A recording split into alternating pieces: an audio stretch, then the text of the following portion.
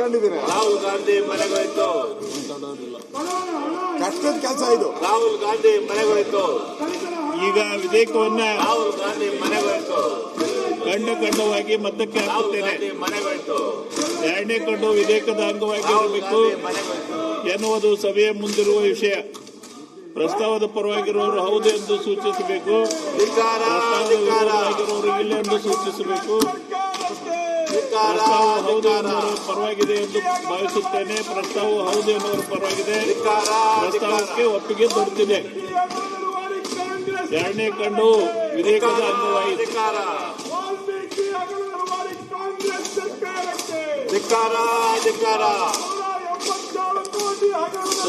ಸದರಿ ವಿಧೇಯಕವನ್ನು ಅಂಗೀಕರಿಸಬೇಕೆಂದು ಕೋರುತ್ತಿದ್ದಾರೆ.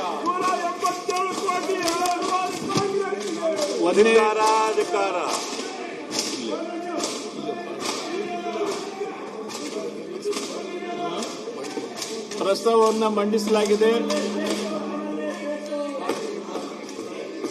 ಅದನ್ನು ಈಗ ಸಭೆ ಮತಕ್ಕೆ ಹಾಕುತ್ತೇನೆ. 2026ನೇ ಸಾಲಿನ ಕರ್ನಾಟಕ ಪಟ್ಟಣ ಮತ್ತು ಗ್ರಾಮಾಂತರ ಯೋಜನೆ ತಿದ್ದುಪಡಿ ವಿಧೇಯಕವನ್ನು ಈ ಸಭೆಯು ಅಂಗೀಕರಿಸಬೇಕು. ಪ್ರಸ್ತಾವದ ಪರವಾಗಿ ಇರೋರು ಹೌದು ಎಂದು ಸೂಚಿಸಬೇಕು.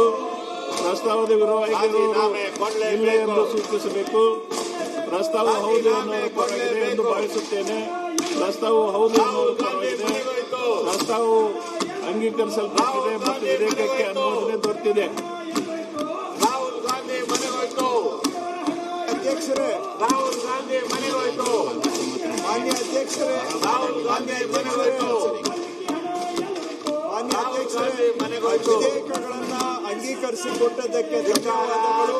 ನಾನು ತಮ್ಮ ಮುಖಾಂತರ ಮತ್ತೊಮ್ಮೆ ಅವರಲ್ಲಿ ಮನವಿ ಮಾಡ್ತಾ ಇದ್ದೇನೆ. ಸಾರ್ವಜನಿಕ ಮಹತ್ವದ ವಿಷಯಗಳು ಚರ್ಚೆ ಆಗಬೇಕಾಗಿದೆ. ಅದರಲ್ಲಿ ಜನತಾ ದಳದವರು ಕೂಡ ಮನವಿಯನ್ನ ಕೊಟ್ಟಿದ್ದಾರೆ. ಅವರು ಜನತಾ ದಳದವರು ಮನವಿಯನ್ನ ಕೊಟ್ಟು ರಾಜ್ಯದಲ್ಲಿ ಮುಂಗಾರು ಮಳೆ ಕೊರತೆಯಿಂದ ಬರಪೀಡಿತ ಪ್ರದೇಶಗಳಲ್ಲಿ ಬರ ಪರಿಹಾರ ಕಾಮಗಾರಿಗಳನ್ನು ಕೈಗೊಳ್ಳುವುದರ ಬಗ್ಗೆ ಸರ್ಕಾರದ ಗಮನ ಸೆಳೆಯಬೇಕು ಅಂತೇಳಿ ಜನತಾ ದಳದವರು ನೋಟಿಸ್ ಕೊಟ್ಟಿದ್ದಾರೆ. ಆಡಳಿತ ಪಕ್ಷದ ಸದಸ್ಯರು UB ಬಣಕಾರ್, ಶಿವಣ್ಣವರ್, ಶ್ರೀನಿವಾಸ್ ಮಾಡೆ, ಉದಯ್, ಪ್ರಕಾಶ್ ಕೋಳಿವಾಡ್, ಗಣೇಶ್ ಪ್ರಸಾದ್ ಇತರರು ಕೊಟ್ಟಿದ್ದಾರೆ. ದಯವಿಟ್ಟು ಸದನದಲ್ಲಿ ರಾಜ್ಯದ ಸಮಸ್ಯೆಗಳ ಚರ್ಚೆ ಮಾಡೋದಕ್ಕೆ ಅವಕಾಶ ಮಾಡಿಕೊಡಿ ಅಂತೇಳಿ ಸಂಬಂಧ ಹಾಗೂ ಪ್ರತಿಪಕ್ಷದವರನ್ನ ಮತ್ತೊಮ್ಮೆ ನಾನು ಮನವಿ ಮಾಡ್ತಾ ಇದ್ದೇನೆ.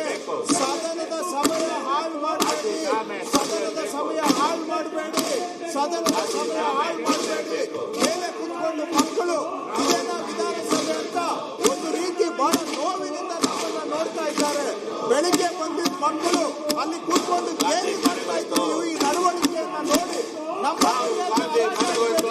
ರಾಜ್ಯದ ಜನ ನಮ್ಮನ್ನ ನೋಡ್ತಾ ಇದ್ದಾರೆ. ಕಳಿಸಿರೋದು ನಿಮ್ಮ ರಾಜಕೀಯಕ್ಕೆ ಕಾರಣ ಅಲ್ಲ. ಈ ಸದನ ಇದು ಕೇವಲ ರಾಜಕೀಯ ಇರೋದು, ಜನಗಳ ಸಮಸ್ಯೆ ಚರ್ಚೆ ಮಾಡೋದಿರೋದು. ರಾಜ್ಯದ ಜ್ವಲಂತ ಸಮಸ್ಯೆಗಳ ಬಗ್ಗೆ ಬಿಲ್ ಬಗ್ಗೆ ಮಾತಾಡಕ್ಕೆ ಬಿಲ್ ಬಗ್ಗೆ ಬರಗಾಲ ಅನೌನ್ಸ್ ಮಾಡಿ. ಬರಗಾಲ ಅನೌನ್ಸ್ ಮಾಡಿ.